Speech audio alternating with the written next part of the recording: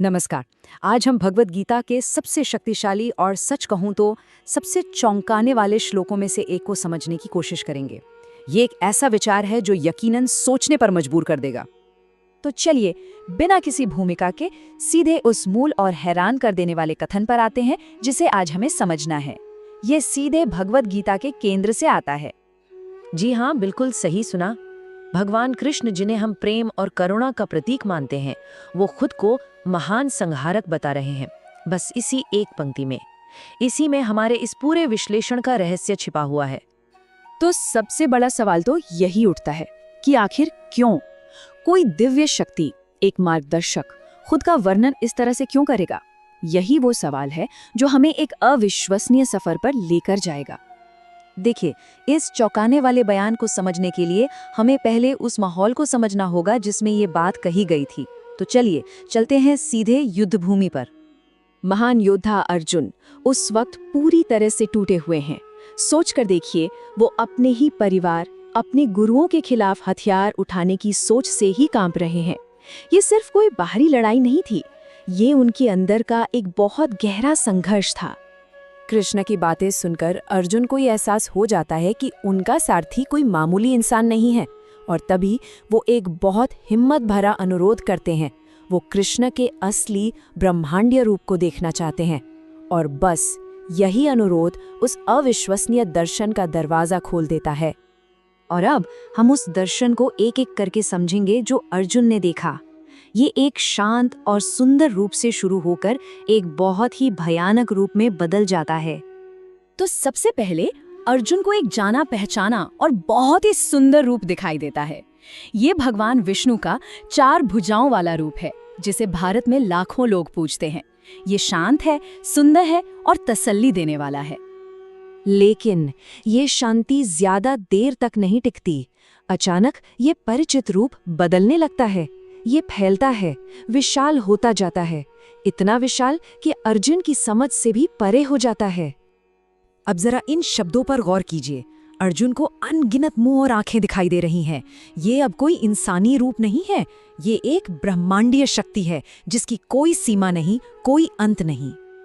जरा कल्पना कीजिए, 1000 सूरज एक साथ आसमान में चमक रहे हों। उस दर्शन की चमक इतनी तेज थी कि उसे देखना लगभग नामुमकिन था। ये अर्जुन को अंधा कर देने वाली, पूरी तरह से अभिभूत कर देने वाली रोशनी थी। और फिर ये दर्शन और भी भयानक हो जाता है। अर्जुन को अब खौफनाक दांत और ऐसे मुंह दिखाई देते हैं जो प्रलय की आग की तरह धधक रहे हैं। वो सुंदर रूप अब पूरी तरह से एक डरावने रूप में बदल चुका है। और इस दर्शन का जो क्लाइमैक्स है वो सबसे ज्यादा भयानक है।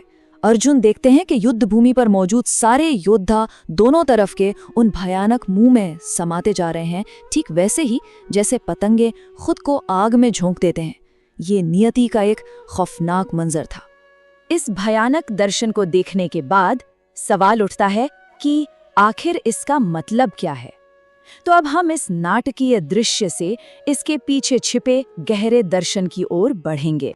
अब इस स्लाइड में जो बात है वो बहुत दिलचस्प है। वो है संस्कृत का शब्द काल। कृष्ण इसी शब्द का इस्तेमाल करते हैं। इसका मतलब सिर्फ समय नहीं बल्कि मृत्यु भी है। तो इस दर्शन में समय और विनाश एक ही सिक्के के 2 पहलू बन जाते हैं। तो सबसे जरूरी बात यह है कि कृष्ण यहाँ किसी पूर्ण अंत की बात नहीं कर रहे हैं। यहाँ विनाश का मतलब किसी चीज का पूरी तरह खत्म हो जाना नहीं है, बल्कि उसके रूप का बदलना है। ये एक जरूरी चक्र है, एक साइकिल।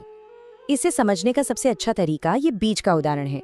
एक बीज जब पेड़ बनता है तो वो नष्ट हो जाता है ना, लेकिन असल में वो एक नए और बेहतर रूप में बदल जाता है। कृष्ण अर्जुन को यही समझा रहे हैं कि मृत्यु एक रूपांतरण है, अंत नहीं। तो अर्जुन के लिए कृष्ण का जो संदेश है वो इन 3 आसान स्टेप्स में सिमट जाता है। पहला, इन योद्धाओं का अंत समय ने पहले ही तय कर दिया है।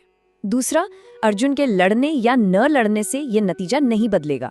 और तीसरा, इसलिए अर्जुन को नतीजे के बोझ से आजाद होकर सिर्फ अपने कर्तव्य पर ध्यान देना चाहिए और समय का एक जरिया बनना चाहिए। तो हजारों साल पुरानी ये बुद्धिमानी आज हमारे लिए क्या मायने रखती है?